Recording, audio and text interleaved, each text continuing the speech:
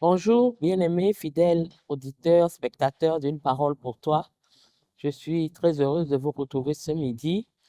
Je m'excuse pour la semaine dernière, nous n'avons pas pu diffuser l'émission, comme on dit, pour des raisons indépendantes de notre volonté, mais je suis très heureuse de vous retrouver ce midi pour clôturer la série que nous avons commencée il y a quelques semaines sur le livre de Gary Chapman et le co-auteur, j'ai oublié un peu son nom, qui s'intitule Désolé ne suffit pas, les langages du pardon. Donc, je vous avais demandé de m'envoyer vos questions pour qu'aujourd'hui, on fasse une fac. Je n'ai reçu aucune question, mais je me suis fait la fac moi-même et c'est comme une révision de toute cette série que nous allons faire au travers des questions que je me suis posées moi-même et que j'ai répondu moi-même. Je profite encore pour vous demander d'interagir avec nous parce que ça, nous avons besoin de votre feedback pour voir si ce que nous partageons vous intéresse, si ça va dans le même sens, s'il y a des choses que vous ne comprenez pas ou des choses avec lesquelles vous n'êtes pas d'accord. Je suis vraiment preneuse de vos avis, de vos suggestions, de vos commentaires, de vos contradictions. En tout cas, n'hésitez pas. Je vous rappelle notre adresse mail, une parole pour toi 225 gmail.com. Voilà, vous pouvez envoyer un mail là-bas ou vous pouvez tout simplement, si vous regardez sur YouTube, faire des commentaires. Si vous regardez sur Facebook également, faire des commentaires. Alors aujourd'hui, comme je l'ai dit, nous allons faire la fac, mais avant, nous allons prendre le temps de prier pour confier cette émission entre les mains du Seigneur. Saint-Esprit, toi qui es l'enseignant par excellence, toi qui connais les besoins exacts de tous ceux qui sont à l'écoute ce midi, je prie que au travers de mes paroles, au travers de ce que je vais dire, ils puissent trouver des réponses à des interrogations, à des choses, des questions qu'ils se posent sur le pardon et pour lesquelles ils n'ont pas encore eu de réponse. Réponds, clarifie, enseigne, donne la vraie compréhension de ces choses. Nous n'avons jamais assez de les apprendre, de les entendre, parce que c'est comme si c'était contre nature pour nous de pardonner tel que tu nous le demandes. Donc, nous avons besoin, à chaque fois que tu nous rappelles la parole, que tu nous rappelles la volonté de Dieu, le plan de Dieu, le projet de Dieu concernant cette question importante qui est le pardon. Merci de diriger toutes choses, de conduire cette émission et que la raison pour laquelle nous allons parler, cette raison puisse être, l'objectif pour lequel nous allons parler, que cet objectif puisse être atteint avec ton secours et ton aide. Au nom puissant de Jésus, j'ai prié. Amen. Amen. Donc aujourd'hui, je vais poser les questions. Je vais voir le temps que ça va prendre. Sinon, normalement, j'ai 15 questions, mais je ne sais pas si je pourrais les faire toutes. Donc la première question, c'est est-ce que Dieu oublie vraiment nos péchés? Est-ce que Dieu oublie vraiment nos péchés? La réponse est non. Dieu n'oublie pas comme un homme oublie. Dieu ne devient pas amnésique. Dieu ne perd pas le souvenir parce que Dieu est omniscient. Donc, il ne peut pas oublier au sens de les hommes oublient ou parfois à cause des traumatismes, il y a une partie de notre mémoire qui est effacée. Non, ce n'est pas comme ça que Dieu oublie. Dieu oublie parce qu'il a choisi d'oublier. Sinon, il est omniscient. Il se souvient. Mais il a choisi, il a décidé. C'est la Bible qui nous l'enseigne. Il a choisi de lui-même, délibérément, souverainement, de ne plus tenir compte de nos fautes. On le trouve dans Hébreux 8, verset 12. Je pardonnerai leurs iniquités et je ne me souviendrai plus de leurs péchés. Hébreux 8, verset 12. Et Michée 7, 19, que nous connaissons tous. Tu jetteras tous leurs péchés au fond de la mer. Donc ce n'est pas de l'amnésie concernant Dieu, mais c'est un acte de miséricorde consciente. Et par la croix, par ce que Jésus a accompli à la croix, Dieu efface la dette. Et parce qu'il a effacé la dette, il refuse d'en ouvrir le dossier. Parce qu'une fois que c'est effacé, c'est fini. Il n'en tient pas compte. Il sait tout. Il sait tout. Il n'a rien oublié, mais il ne retient rien contre celui qui est couvert par le sang de Jésus. Romains 8, verset 1. Donc voilà la réponse qu'on peut donner à cette question. La deuxième question, une question qu'on entend souvent, qu'on pose souvent. Est-ce que peut-on pardonner à quelqu'un qui ne s'est jamais excusé? Et on rajoute souvent, Dieu lui-même dit que si nous confessons nos péchés, il est fidèle et juste pour nous les pardonner. Donc pourquoi moi, je vais pardonner à quelqu'un qui ne confesse pas, qui ne reconnaît pas, qui ne demande pas pardon? Peut-on pardonner quelqu'un qui ne s'est jamais excusé? Oui, on peut pardonner quelqu'un qui ne s'est jamais excusé. Parce que, comme je l'ai enseigné ces dernières semaines, le pardon, c'est avant tout une décision spirituelle. Donc, cette décision-là, elle est d'abord entre toi et puis Dieu.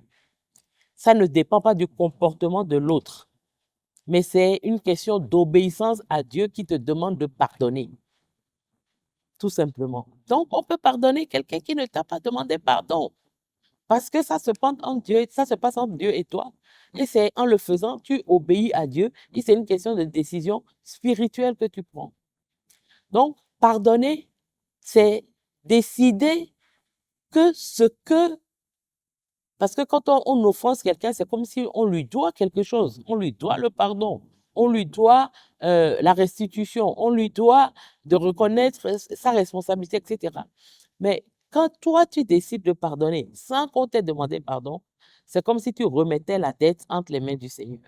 Tu dis, Seigneur, cette affaire-là, moi, je refuse que la colère que j'éprouve, la blessure que j'éprouve, pardon, empoisonne ma vie. Je te la remets et c'est tout. Mais cela ne signifie pas que on peut renouer tout de suite avec la personne qui nous a offensés et qui n'a pas demandé pardon. On peut pardonner tout en gardant certaines limites. C'est un acte de libération, le pardon. Ce n'est pas un acte d'oubli naïf. Où j'oublie, j'efface tout, je fais comme si ça n'a jamais existé et je vais encore retomber dans le piège d'être blessé. Non, ce n'est pas ce genre d'oubli-là. On peut pardonner quelqu'un qui ne s'est jamais excusé, je répète encore, parce que le pardon est d'abord une décision spirituelle. Et ça se passe entre Dieu et toi d'abord. Après, vis-à-vis de la personne à qui tu as pardonné sans qu'il ait demandé pardon, peut-être que dans une certaine limite, tu peux prendre tes précautions avec la personne. Tu peux garder, parce que si tu oublies, tu ne pourras pas garder euh, euh, en fait, la mémoire est comme une protection pour la personne qui a cette mémoire. C'est un acte de libération, le pardon. Ce n'est pas un acte d'oubli naïf. Troisième élément, troisième question, pardon. Comment savoir si j'ai vraiment pardonné? Parce que parfois, on se dit, en fait, j'ai pardonné, mais je ressens encore certaines choses. Donc, est-ce que je ne suis pas hypocrite? Est-ce que j'ai vraiment pardonné? Comment on sait qu'on a vraiment pardonné? On a vraiment pardonné lorsque le souvenir que l'on a de l'offense qui nous a été faite ne déclenche plus la même douleur ni la même colère en nous. C'est ça le signe que nous avons réellement pardonné.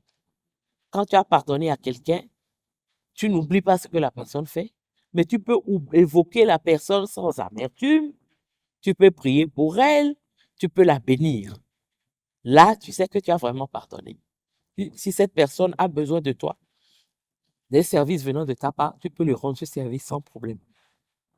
Lorsque tu penses à l'offense qu'elle t'a faite, tu n'as plus aucune amertume, aucune colère. Là, tu sais que tu as vraiment pardonné. Donc, le pardon, comme je l'ai dit plus haut, n'enlève pas le souvenir de ce qui t'a été fait, mais le pardon guérit l'émotion qui est attachée. Tu passes de je souffre à je confie à Dieu. Tu passes de il m'a blessé, ça me fait mal à je laisse tout entre les mains de Dieu. Donc, le pardon n'efface pas le souvenir, mais il guérit l'émotion.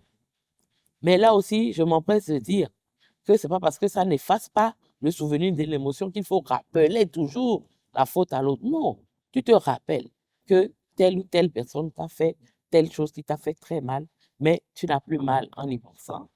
Ton émotion vis-à-vis de cette personne est normale, est saine. Tu n'éprouves aucune colère, aucune amertume vis-à-vis de cette personne.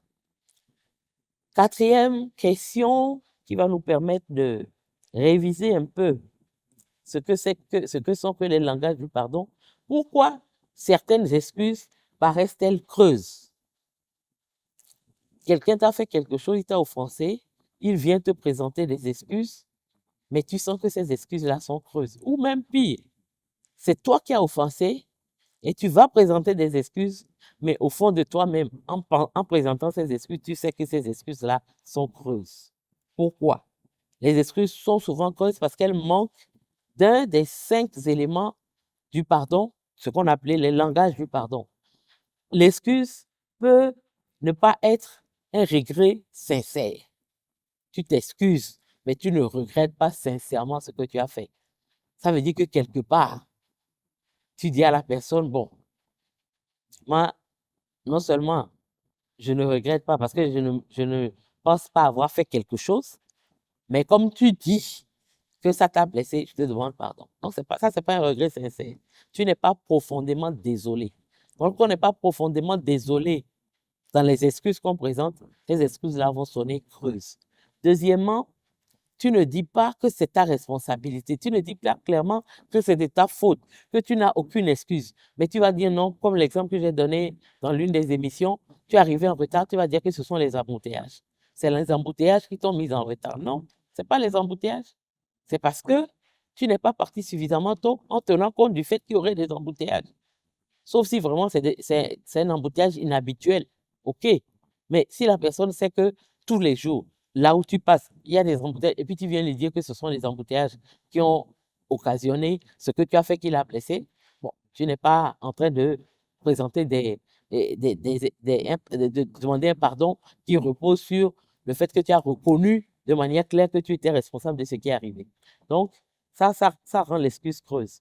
Troisième élément, c'est quand il n'y a pas de réparation concrète. Quand tu ne poses pas la question, qu'est-ce que je peux faire pour corriger cette offense? Qu'est-ce que je peux faire pour réparer? Voilà. Quatrième élément, tu ne te repens pas véritablement. Parce que nous avons vu que la repentance, c'est faire demi-tour.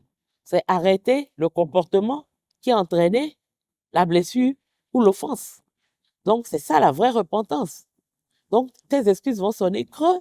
Lorsque tu ne te repens pas vraiment, c'est-à-dire que tu ne prends pas l'engagement et que la personne ne voit même pas dans les jours qui suivent que effectivement ton changement, tu as changé de comportement et que ce changement-là est durable. Et dernier élément, les excuses vont sonner creux parce que tu n'as pas demandé à la personne, est-ce que tu me pardonnes? Tu ne demandes pas la grâce, tu ne demandes pas son pardon. Tu peux dire, oui, je reconnais, etc., mais tu ne demandes pas pardon. Donc, ce sont les 5 éléments qui peuvent rendre des excuses creuses. Et comme on a vu que chacun a un langage de pardon qui est plus ou moins, qui s'appuie plus ou moins sur ces 5 éléments. Pour certains, ce qui est important, c'est de changer. Tout le reste, ça ne les intéresse pas. Ne me demande pas pardon si tu sais que tu vas recommencer la même chose, tu ne vas faire aucun effort pour changer ton comportement. Pour d'autres, c'est la réparation. Pour que je sente vraiment que tu m'as demandé pardon, il faut réparer le tort que tu m'as causé. Et pour d'autres, c'est le fait que tu demandes le pardon, etc. Donc, vous voyez que une excuse qui est sans engagement réel est vide. Donc, la sincérité de la demande de pardon, bien des excuses, se mesure à la cohérence qu'il y a entre les paroles et les actes. Parfois, il n'y a pas de cohérence. Tu dis quelque chose, tu fais le contraire. Quand il n'y a pas de cohérence, tu t'excuses du bout des lèvres, mais rien dans ton attitude ne montre que tu es prêt à ne plus recommencer ce que tu as fait et qui a blessé l'autre et pour lequel tu demandes pardon. OK. J'espère que ça va, que ça vous permet de réviser, même si vous n'avez pas posé les questions. Et si l'autre recommence toujours les mêmes erreurs? On en a parlé. Jésus nous appelle à pardonner sans limite. 7 fois, 77 fois. Si ton frère t'offense 7 fois le même jour et qu'à chaque fois il revient te demander pardon, Jésus t'encourage, Jésus t'ordonne, Jésus te demande de lui pardonner. Donc, Jésus nous demande de pardonner sans limite. Mais, Jésus ne nous demande pas de subir indéfiniment des comportements qui peuvent nous détruire. Parce que je ne pense pas que la volonté de Jésus, c'est que quelqu'un, par exemple, qui subit des offenses, des violences, disons, physiques, verbales, chaque jour, pardonne sans limite et reste là à se laisser détruire. Non. Et je l'ai suffisamment expliqué, il y a différence entre pardon et réconciliation. Donc, c'est pas parce que je t'ai pardonné que je suis obligé de me réconcilier avec toi et de me mettre dans une position où tu seras encore en mesure de me faire mal, peut-être même encore plus mal. Donc ça, il faut que nous prenions en compte ces éléments-là. Le pardon libère le cœur, mais la confiance, elle se reconstruit. La confiance se mérite. Vous pouvez pardonner tout en demandant une transformation réelle de l'autre personne. Surtout, j'insiste là-dessus, pour des relations genre de couple. Parce que tu ne peux pas quitter la personne qui t'a offensé et à qui tu as pardonné et qui recommence. Tu ne peux pas la quitter. C'est pour la vie. Donc, il faut absolument trouver le moyen pour qu'il y ait un changement, pour que toi, tu ne sois pas toujours en train de subir la souffrance que l'autre t'occasionne. Donc, dans les relations familiales également, père, mère et père-enfant, enfant entre eux, on ne peut pas se soustraire à la relation. Donc, on est obligé d'exiger que avant que la relation ne redevienne normale, ne redevienne comme avant, qu'il y ait certains gages qui soient donnés. Sinon, on garde ses distances, bien on est pardonné. OK. Parce que sans vraiment une repentance, sans une reconnaissance de responsabilité, sans tous ces éléments du pardon dont nous avons cité, la relation va rester fragile. Et c'est ça qui est l'enjeu. Le pardon, il n'y a pas de problème. Dieu dit de pardonner, je te pardonne. Mais comment nous pouvons poursuivre une relation constructive si je suis sur mes gardes, si je m'attends toujours à ce que tu m'offres et que tu le fasses? Aussi, effectivement, ça va rendre la relation fragile. Donc, il faut reconnaître que si tu recommences toujours les mêmes erreurs, je vais te pardonner, mais cela va détruire la relation, ça va détruire la confiance que j'ai en toi, ça va fragiliser la relation. Donc là, ce qui est en jeu là, c'est l'avenir de la relation qui te demande à toi, l'offenseur, de faire un pas. Je pense que cette série-là, je l'ai beaucoup plus faite pour nous en tant qu'offenseurs qu'en tant qu'offensés. Parce qu'on parle beaucoup des offensés, mais on parle très peu des offenseurs. Donc, en tant qu'offenseur, tu dois toujours veiller à ce que, pas parce qu'on t'a pardonné, on en reste là, mais tu dois essayer de prendre toutes les actions qu'il faut pour parvenir au-delà du pardon à la réconciliation. Donc, la 6e question, on en vient là. Quelle est la différence entre pardon et réconciliation? On a dit, d'abord, la première différence, c'est que le pardon est unilatéral. C'est moi qui décide, moi qui ai été offensé, qui décide de pardonner. Le pardon est unilatéral. Je libère la personne qui m'a offensé devant Dieu. Je remets ma cause entre les mains de Dieu. Alors que la réconciliation, elle est bilatérale. C'est dans le cadre de ma relation avec la personne qui m'a offensé que je lui demande de reconnaître sa faute. Je lui demande de faire preuve d'une attitude nouvelle, d'une attitude transformée pour que les mêmes faits ne produisent pas les mêmes effets sur moi. Donc, voilà la première unilatérale, bilatérale. La deuxième différence, c'est que le pardon peut être immédiat. En tout cas, il faut que dans la plupart des cas, il soit immédiat. Dans certains cas où vraiment les blessures sont profondes, peut-être que ça peut prendre un peu de temps, mais il faut que ça soit immédiat. Mais la réconciliation peut prendre du temps. Et parfois, c'est un signe de sagesse que de prendre le temps de la réconciliation, de ne pas hâter les choses. Parce que ce qui est en cause, c'est de construire une relation durable. Et ça demande parfois un peu plus de temps et il faut prendre ce temps-là. OK. La 7e question, c'est est-ce qu'on peut pardonner tout en ressentant encore de la colère? C'est une question qu'on se pose souvent. On dit, bon, j'ai décidé de pardonner, j'ai pris la décision, je crois que j'étais sincère, mais j'ai toujours mal. Ça passe pas. La douleur est toujours là. C'est normal. Parce que le pardon est une décision de foi. C'est par la foi en Jésus, en Dieu. La foi que s'il m'a demandé de pardonner, c'est que c'est pour mon bien. Le pardon, c'est une décision de foi. C'est pas une émotion instantanée. Donc, la colère fait partie du processus de guérison. Elle révèle la blessure, mais ce que tu dois faire en tant que chrétien, c'est de choisir, de ne pas choisir que la colère te conduise au péché. Dieu a dit à Caïn, quand il était fâché, parce que Dieu avait agréé son frère et son offrande et pas le sien, Dieu lui a dit, le péché est tapis, caché à ta porte, mais tu dois vaincre le péché. Ça veut dire que la colère n'est pas en soi le péché. Mais quand tu laisses la colère perdurer, elle va te conduire au péché. Donc, l'émotion que provoque une blessure peut ne pas disparaître après la décision de pardonner, mais petit à petit, avec le temps, avec la prière, l'émotion va s'apaiser et la paix de Dieu va remplacer la rancune. Donc, on peut pardonner tout en ressentant encore de la colère, mais il faut qu'on s'assure très vite que cette colère-là disparaît et que cela ne nous conduit pas au péché. Huitième question, pourquoi est-ce qu'il est difficile de s'excuser sincèrement?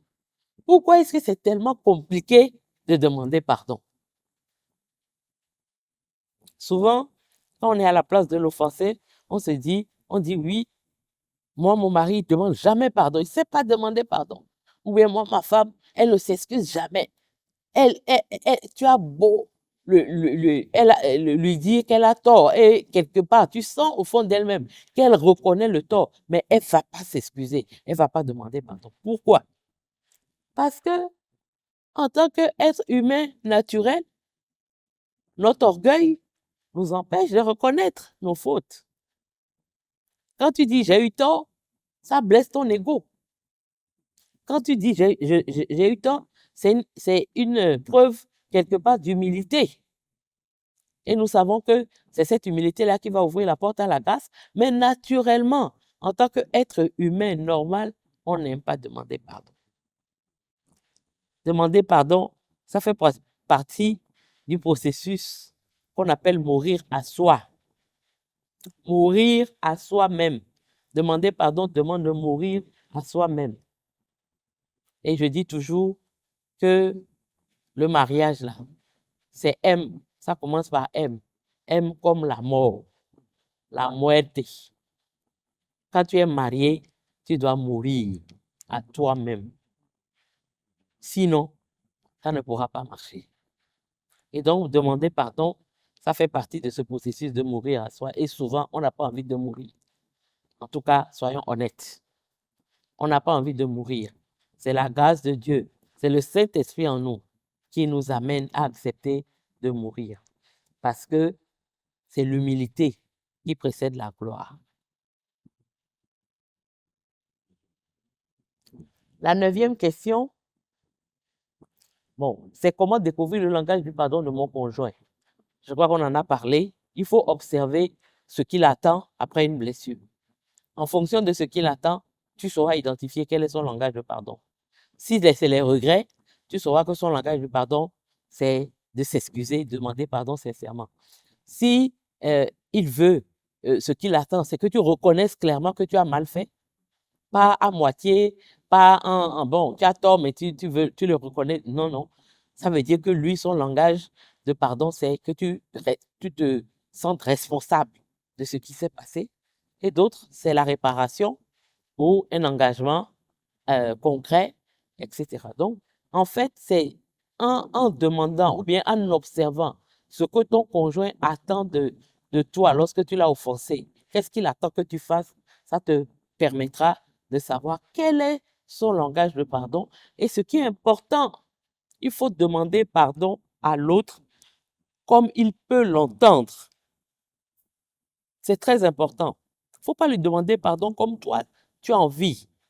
Comme toi, peut-être, et en général, comme toi, tu veux qu'on te demande pardon. Non. Peut-être que pour toi, Il suffit que la personne reconnaisse sincèrement, ça suffit. Mais pour quelqu'un d'autre, il veut réparation. Ou bien il veut des engagements que tu ne veux pas recommencer. Donc, il faut demander pardon. Donc, en d'autres mots, il faut apprendre le langage de pardon de l'autre pour que le pardon que tu lui demandes soit efficace, aboutisse véritablement à la réconciliation. Je vais prendre la 10e question. Je crois qu'on ne pourra pas faire les 4 autres, mais ce n'est pas grave. Je crois qu'on a couvert l'essentiel. La 10e question est, le pardon est-il un acte unique ou un processus? À cette question, la réponse est une réponse de Normand, comme on dit. C'est oui et non. C'est les deux. Parce que le pardon commence par une décision volontaire. C'est-à-dire, tu dis, Seigneur, comme Pierre a dit, sur sur ta demande, sur ce que tu m'as dit, sur ce que tu me demandes, je décide de pardonner. Donc, c'est comme ça que ça commence. Une décision volontaire. Donc, c'est un acte unique. Mais parfois, en fonction de la profondeur de la blessure, parce que vous convenez entre moi, avec moi, que si la blessure dont il s'agit, bon, j'ai un peu dans la discussion, j'ai un peu élevé le ton, j'ai crié sur toi, je t'ai grondé.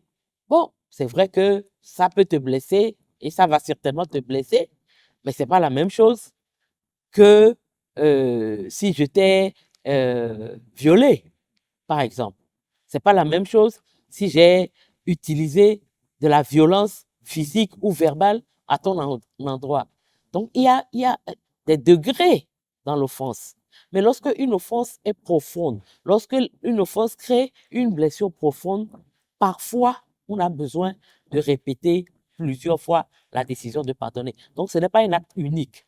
C'est pas aujourd'hui, je décide de te pardonner et puis c'est fini. Non, il faut parfois chaque jour remettre.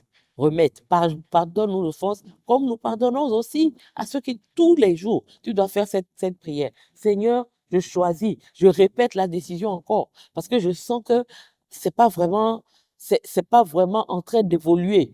Donc, ça peut être un processus dans ce sens où on répète la décision jusqu'à ce que la paix s'installe. Mais d'une manière générale, c'est une décision euh, volontaire une fois pour toutes.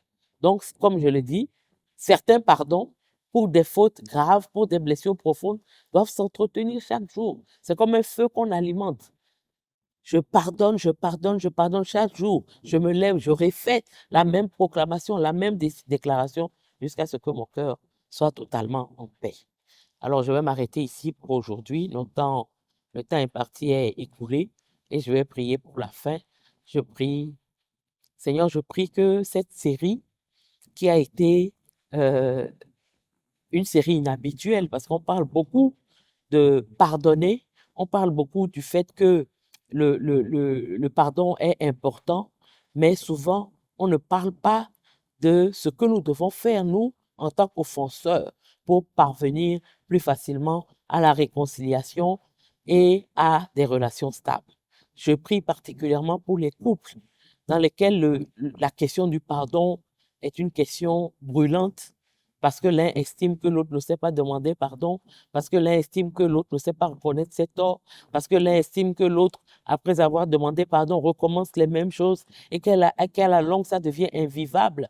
Je prie que cette série fasse du bien, afin que, surtout les offenseurs, celui qui offense, puisse tirer des leçons et prendre appui sur ce qui a été enseigné pour savoir comment demander pardon, comment restaurer la relation, comment passer du pardon, décision volontaire, à la réconciliation qui permet à nos relations de couple, de famille, de frères et sœurs, d'église même, d'être stables.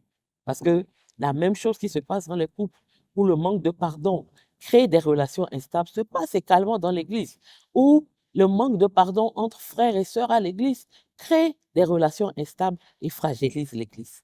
Alors Seigneur, nous te demandons ta grâce de nous aider à réformer nos voies, à transformer notre façon de faire, afin que, Seigneur, nos relations soient des relations harmonieuses. Amen. Et je vous dis à la semaine prochaine La semaine prochaine, on démarre une nouvelle série choc. Alors, ne ratez surtout pas, hein? Ne ratez pas.